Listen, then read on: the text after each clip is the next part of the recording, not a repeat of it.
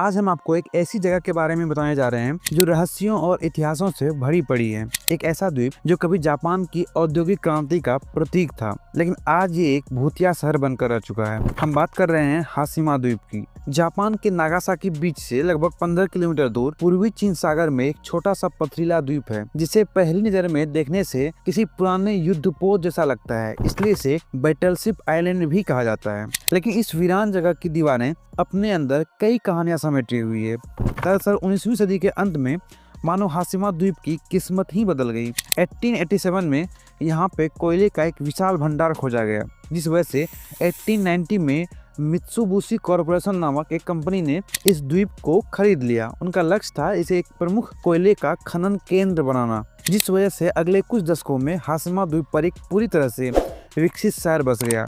मजदूरों के लिए ऊंची ऊंची अपार्टमेंट बिल्डिंगें, स्कूल, अस्पताल, दुकानें, रेस्टोरेंट और यहाँ तक कि एक सिनेमा घर भी था। यह दुनिया के सबसे घनी आबादी वाले स्थानों में से एक बन गया था, जहाँ प्रति वर्ग किलोमीटर 83,500 से अधिक लोग रह रहे थे। यह एक ऐसा द्वीप था जहाँ जीवन अपनी पूरी रफ्तार से चल रही थी, लेकिन इस समृद्धि के पीछे एक काला सच भी छिपा था। दरअसल द्वितीय विश्व युद्ध के दौरान कोयले की मांग बहुत ज़्यादा हो गई थी। अब जाहिर सी बात है कि जब कोयले की मांग ज़्यादा हुई है तो ज़्यादा कोयले की खनन करनी होगी, तो ज़्यादा कोयले की खनन के लिए ज़्यादा मजदूरों की भी जरूरत पड़ेगी। तो जापानी सरकार ने युद्ध के दौरान जो कोरियन और चाइनीज लोगों को बंदी बनाया था, इन्हीं युद्ध बंदियों को जबरदस्ती मजबूर करके अमानवीय परिस्थितियों में कोयले का खनन करने के लिए हाशिमा आइलैंड पे भेज दिया। अब इन्हें बेहद ही खतरनाक माहौल में काम करना पड़ रहा था, जिस वजह से कई लोगों की जानें चली गई।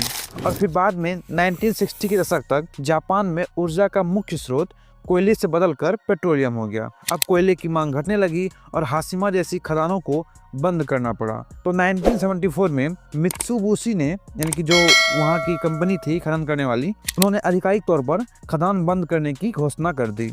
अब वहाँ पे रहने वाले लोगों के लिए कोई काम तो रहा नहीं, तो इस वजह से चंद हफ्तों के भीतर द्वीप पर आने वाले सभी लोग, मजदूर और उनके परिवार हाशिमा छोड़कर चले गए। सब कुछ पीछे छूट गया, जैसे समय अचानक से थम सा गया हो। मेज पर रखी थालियां, दीवारों पर लटकी तस्वीरें, बच्चों के खिलौने सब वहीं के वहीं रह गए। एक संपन्न सा शहर रातों रात एक भूतिया शहर में बदल गया।